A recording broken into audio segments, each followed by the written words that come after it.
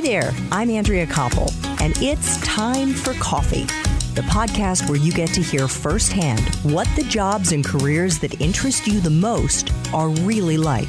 Hey there, Java junkies. Welcome to another K-Cup mini episode of Time for Coffee. By the way, K-Cups come in 3 sizes, single, double, and triple shots, or roughly 1 minute, 5 minutes, or 10 minutes in length. So if you don't have time to throw back an entire caffeinated career conversation, these K-Cup mini episodes of T4C can give you a quick caffeinated fix, whether you're on the go or you only have a few minutes to binge. So grab your mug and take a chug, because it's time for a caffeinated career double shot K-Cup with my guest, Jessica Powell.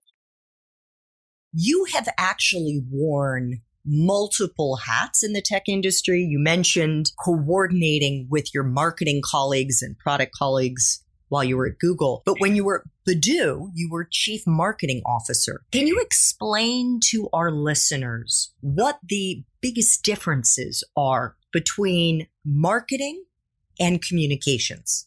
Well, a lot of the lines are blurred. And I think in a lot of companies, they are the same department, like a marketing and communications department. But I think the easiest way to think about it is that marketing tends to be paid ways of promoting your product or an idea. And PR is what they call earned, right? Earned media or earned attention.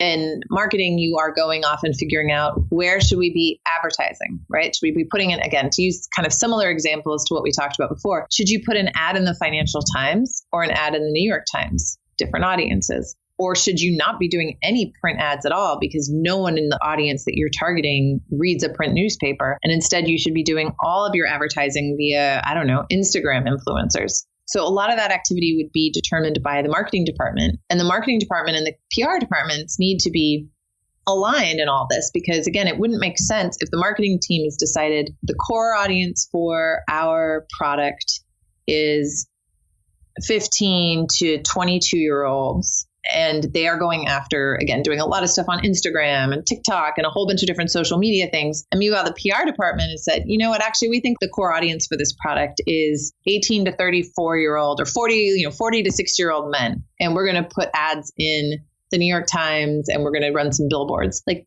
those are 2 very, very different strategies. And they're not really, one is not helping the other. And so they are different departments, but in an ideal world, the marketing and communications teams are aligned and they're going after the same crowd and they have the same objectives and they're just using different levers to reach that. So marketing is more direct. It's more costly because you are paying your advertising, whereas the PR side, you are influencing, right? You do not control what the journalist writes. You are talking to the journalist and you're hoping to convince them and get them excited about the product. But ultimately, it's the journalist who's going to write the story and determine how that product is perceived. And that's also why journalism, right? Like a really favorable article that appears about a product can be worth much, much more than, say, the advertising billboard, which is much more expensive because we tend to think that third parties or neutral third parties are going to be more trustworthy than, say, a company throwing up a billboard and telling you they're great. But you want both, right? You want both approaches usually. Absolutely. And that's one of the reasons why in the PR world, when you get a journalist to write about or cover your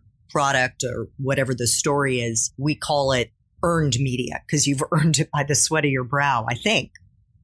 Is that the genesis of where earned media comes from? Yeah, probably. Yeah.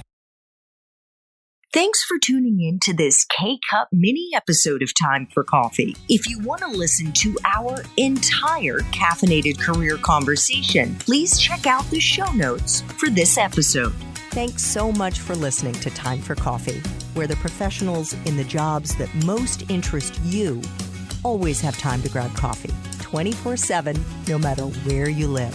I have one quick favor to ask you. Remember to rate, review, and subscribe to Time for Coffee. Thanks so much.